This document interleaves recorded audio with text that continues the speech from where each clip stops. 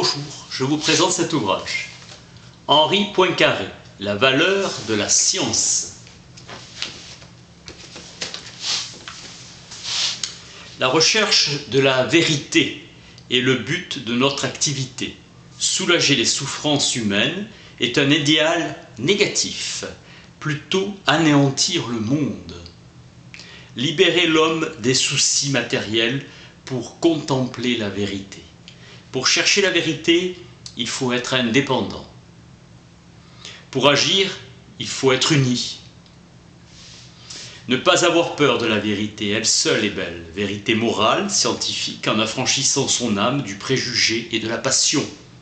But moral, moyen scientifique.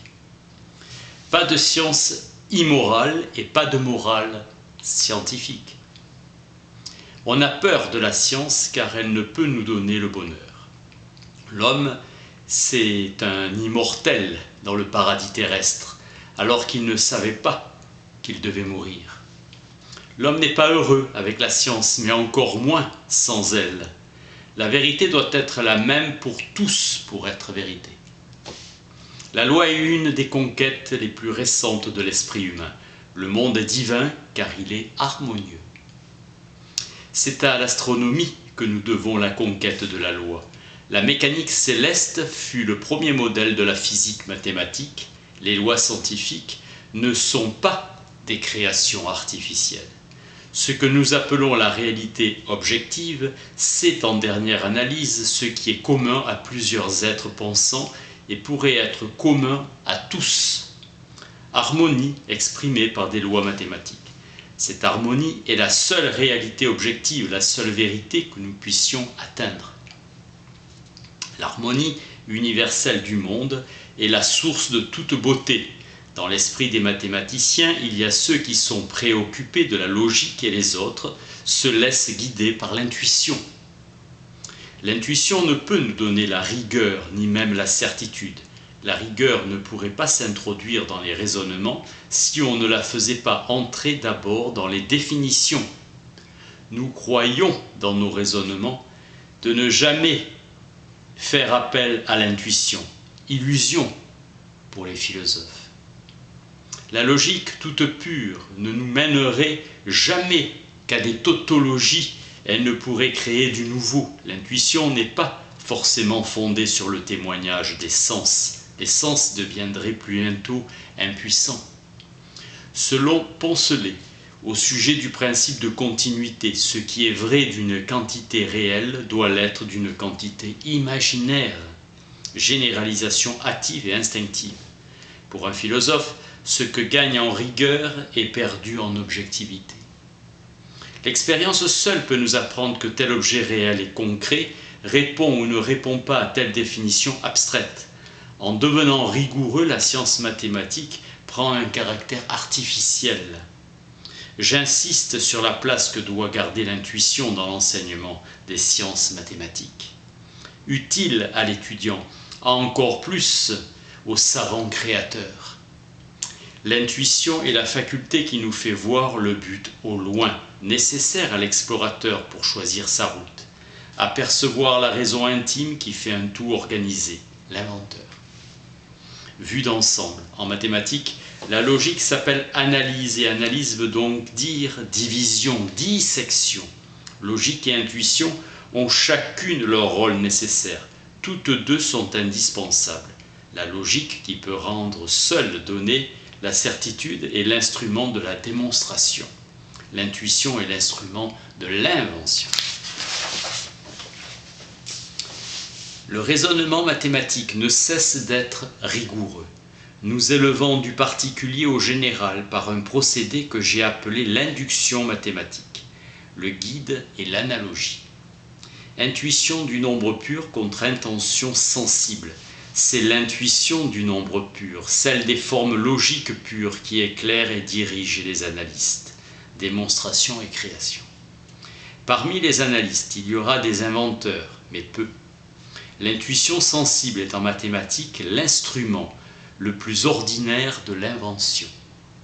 Le temps psychologique nous est donné et nous voulons créer le temps scientifique et physique. Le temps psychologique est qualitatif. Le second est quantitatif, de conscience impénétrable, mesuré avec un gramme ou pensé avec un mètre. Nous n'avons pas l'intuition directe de l'égalité de deux intervalles de temps. Les meilleures horloges doivent être corrigées par l'observation astronomique. Horloge sidérale marquant la même heure, quand la même étoile passe au méridien. C'est le jour sidéral, la durée de rotation de la Terre, qui est l'unité constante du temps. On admet que 2 rotations complètes de la Terre autour de son axe ont même durée. Mais les marées agissent comme un frein sur notre globe, la rotation devenant de plus en plus lente, principe de raison suffisante. Dans la réalité physique, une cause ne produit pas un effet, mais une multitude de causes distinctes contribuent à la produire sans qu'on ait aucun moyen de discerner la part de chacune d'elles. Postulat: des courses à peu près identiques mettent à peu près le même temps pour produire à peu près les mêmes effets. Calinon: supposons cette vitesse de rotation constante, c'est supposer qu'on sait mesurer le temps. Il n'y a pas une manière de mesurer le temps qui soit plus vraie qu'une autre, mais une plus commode et adaptée. Et adoptée. C'est par la cause que nous définissons le temps. Nous admettons que le fait antérieur, l'antécédent, est la cause de l'autre, du conséquent. Un phénomène quelconque ne sera pas l'effet d'une cause unique, mais la résultante de causes infiniment nombreuses. Admettre que la lumière a une vitesse constante et que sa vitesse est la même dans toutes les directions, principe de raison suffisante. Rømer, pour calculer la vitesse de la lumière, s'est servi des éclipses et de Jupiter et a cherché de combien l'événement retardait sur la prédiction. On adopte une valeur telle que les lois astronomiques qui soit compatible et aussi simple que possible. Si tous les corps de l'univers venaient à se dilater simultanément et dans la même proportion, nous n'aurions aucun moyen de nous en apercevoir, puisque tous nos instruments de mesure grandiraient en même temps que les objets mêmes qu'ils servent à mesurer. Le monde continuerait après cette dilatation. Une transformation ponctuelle serait indiscernable dans 2 mondes semblables. Aucun moyen de s'apercevoir de l'erreur. La géométrie métrique est quantitative et la géométrie projective est purement qualitative. Mais la véritable géométrie qualitative est l'analysis situs, l'espace à 3 dimensions. Mais nous ne pouvons pas admettre à la fois qu'il est possible d'imaginer l'espace à 4 dimensions. Pour avoir le contenu mathématique à n dimensions, il suffira de prendre n pareilles échelles dont les échelons correspondront aux diverses valeurs de n grandeurs indépendantes, appelées coordonnées. On aura ainsi une image du continu physique à n dimensions. La question est de savoir si le point que je me représentais il y a 1 heure est le même que celui que je me représente maintenant, ou si c'est un point différent. La position relative d'un même objet en secondes par 30 km n'a pas changé. Il est impossible de se représenter l'espace absolu. Les mouvements que nous imprimons à nos membres ont pour effet de faire varier les impressions produites sur nos sens par les objets extérieurs. Pour faire la distinction entre 2 sortes de changements, je n'ai pas besoin d'expliquer le fait, il me suffit de le constater. Rôle de l'expérience, montrant qu'une certaine loi se vérifie approximativement, non contradiction. Il n'y a pas d'espace visuel pur. Les sensations visuelles, sans les sensations musculaires, n'auraient donc rien de géométrique. On dit que l'œil donne le sentiment d'une 3e dimension. En fait, c'est à la conscience de la convergence des yeux ou à l'effort d'accommodation du muscle ciliaire qui met l'image au point qu'on l'affecte. C'est l'expérience qui nous apprend que l'espace a 3 dimensions. Nous pouvons dire que l'expérience nous a appris qu'il est commode d'attribuer à l'espace 3 dimensions. Le toucher ne s'exerce pas à distance, mais la vue s'exerce à distance, espace visuel. L'expérience ne nous prouve pas que l'espace a 3 dimensions, et elle nous prouve qu'il est commode de lui en attribuer 3, parce que c'est ainsi que le nombre des coups de pouce est réduit au minimum. L'expérience ne nous ferait jamais toucher que l'espace représentatif, qui est un continu physique, et non l'espace géométrique, qui est un continu mathématique. Commode 3 dimensions. L'idée de temps est postérieure logiquement à l'espace. L'esprit construit avec des matériaux et des modèles l'espace continu mathématique à 3 dimensions. La loi sort de l'expérience individuelle, mais la loi qu'on en tire est générale, correction des erreurs systématiques.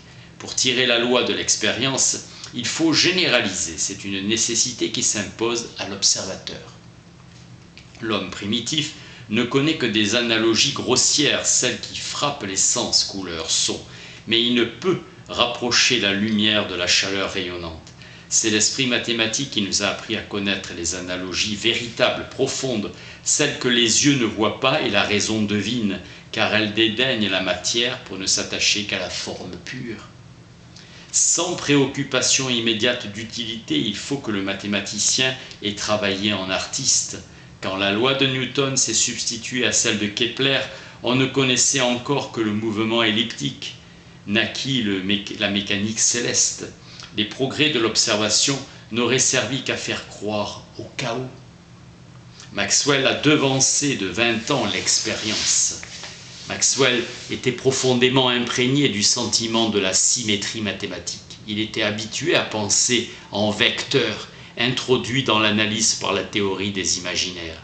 Ceux qui ont inventé les imaginaires ne se doutaient guère du parti qu'on en tirerait pour l'étude du monde réel. Maxwell avait au plus haut degré le sens intime des analogies mathématiques, physiques mathématiques. Les réalités intangibles doivent nous apprendre ce qu'on peut et ce qu'on doit y changer, utile. De même pour la place sur le mouvement des liquides, du potentiel électrique, du magnétisme et de la propagation de la chaleur. Les analogies mathématiques nous font pressentir les analogies physiques. Le but de la physique mathématique est de faciliter aux physiciens le calcul numérique de certaines constantes ou l'intégration de certaines équations différentielles, harmonie cachée des choses en lui faisant voir un nouveau biais. Analyse féconde entre les mains de ceux qui savent s'en servir. Le désir de connaître la nature influence le développement mathématique. L'histoire le prouve, la physique ne nous a pas seulement forcés de choisir entre les problèmes qui se présentaient en foule, elle nous a imposé auxquels nous n'aurions jamais songé sans elle. Quelque variée que soit l'imagination de l'homme, la nature est 1000 fois plus riche encore. C'est en comparant les aspects différents des choses que nous pourrons en comprendre l'harmonie intime. Le seul objet naturel de la pensée mathématique, c'est le nombre entier. Sans lui, il n'y aurait pas d'analyse infinitésimale. Tout sort du nombre entier.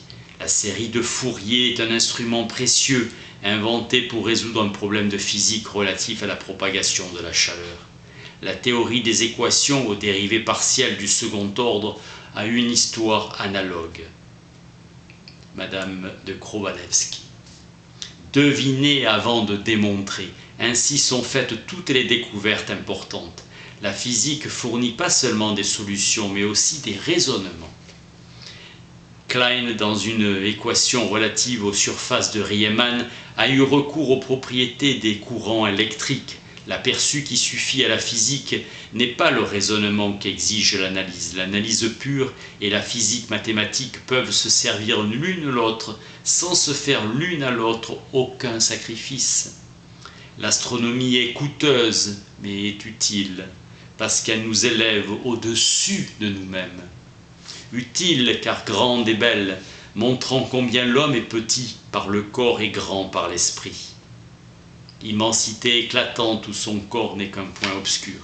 L'astronomie a facilité l'œuvre des autres sciences. Aujourd'hui, nous ne sollicitons plus la nature, nous lui commandons découverte de ses secrets. C'est l'astronomie qui nous a appris qu'il y a des lois. Les Chaldéens, les premiers, ont regardé le ciel et que ces points lumineux étaient une armée disciplinée. Spectacle harmonieux. Hipparque, Ptolémée, Copernic, Kepler ont discerné ces règles les unes après les autres. L'astronomie nous a appris que ces lois sont inéluctables et qu'on ne transige pas avec elles, caractères généraux des lois naturelles, et nous a appris à nous défier des apparences, stables en mouvement et mobiles fixes. Démontré par Copernic, illusion des anciens qui pensaient que tout était fait pour l'homme. L'astronomie nous a appris à ne pas être effrayés par les grands nombres, surprise d'un Grec s'il avait su que la lumière rouge vibre 400 millions de fois par seconde. Pure folie. Habitués à contempler l'infiniment grand, nous sommes devenus aptes à comprendre l'infiniment petit, une âme capable de comprendre la nature. L'humanité est passée de l'état théologique à l'état positif. Vision courte d'Auguste Comte qui disait qu'il serait vain de connaître la composition du Soleil, car cette connaissance serait d'aucune utilité pour la sociologie. Découverte de l'hélium qui dénie Auguste Comte, qui dément Comte. Les astres sont des laboratoires grandioses, la matière s'y montrant à nous sans nul état divers. Utile à l'humanité, sortir de l'ignorance, les principes Maxwell, Boltzmann, Gibbs, dans ces principes de mécanique statistique, Carnot, mouvement brownien, Gouy, font des découvertes comme les mouvements deviennent d'autant plus vifs que les particules sont plus petites. Ces mouvements renaissent sans cesse, sans rien emprunter à une source extérieure d'énergie. Le mouvement se transforme en chaleur par le frottement. Tantôt la chaleur se change inversement en mouvement sans rien perdre, le mouvement durant toujours, contrairement à Carnot. Michelson, Hovland mesurent la vitesse absolue de la Terre. Lorentz accumule les hypothèses. Laplace admettait que la gravitation universelle se transmet 1 million de fois plus vite que la lumière. Principe de Newton sur l'égalité de l'action et de la réaction, la chute de l'un entraînant l'autre. Travaux de Fizeau, Michelson, Morley, la matière en mouvement entraînerait la lumière avec elle. Principe de Lavoisier sur la conservation des masses, les rayons cathodiques et ceux du radium seraient formés de particules très petites ou d'électrons qui se déplaceraient avec des vitesses plus petites que celles de la lumière, 1/10 ou 1/3. Les calculs d'Abraham et les expériences de Kaufmann montrent que la masse mécanique est nulle et que la masse des électrons est d'origine exclusivement électrodynamique. Les éléments ultimes des corps sont les électrons chargés, soit positivement, soit négativement, sans masse. Le principe de Meyer, dès les premiers travaux de Becquerel et Curie, découverte du radium, on vit que tout corps radioactif était une source inépuisable de radiation. Aucune altération. Sir Ramsay montra que le radium se transforme et qu'il renferme une provision d'énergie énorme, mais non inépuisable. 1250 ans. Un physicien japonais, Nagooka, les atomes sont formés d'électrons positifs entourés d'un anneau formé de 3 grands nombres d'électrons négatifs très petits. Tel Saturne. Si un principe cesse d'être fécond, l'expérience, sans le contredire directement, l'aura condamné. Construire une mécanique nouvelle, la mécanique vulgaire, resterait une première approximation pour les vitesses qui ne seraient pas très grandes. La science n'est faite que de conventions, et c'est uniquement à cette circonstance qu'elle doit son apparente certitude. La science ne peut rien nous apprendre de la vérité, elle ne peut nous servir que de règles d'action. Roy, que le cœur soit l'ouvrier, que l'intelligence ne soit que l'instrument. Le progrès est lent mais continu, de sorte que les savants, quoique de plus en plus hardis, sont de moins en moins déçus. C'est la connaissance qui est le but et l'action qui est le moyen. Il fait noir, dit l'ignorant, l'éclipse a eu lieu à l'heure, dit l'astronome. Le savant crée le fait scientifique et il crée dans un fait le langage dans lequel il énonce. En chute libre, on parcourt des espaces proportionnels au carré des temps, définition. La certitude n'est qu'une probabilité au risque d'une perturbation énorme que nous n'aurions pu prévoir. Circonstance d'un phénomène négligeable, les théories ne durent qu'un jour et que les ruines s'accumulent sur les ruines.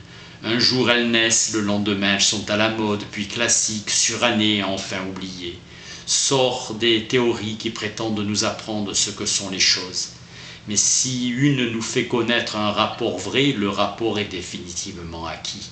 Il en reste quelque chose pour les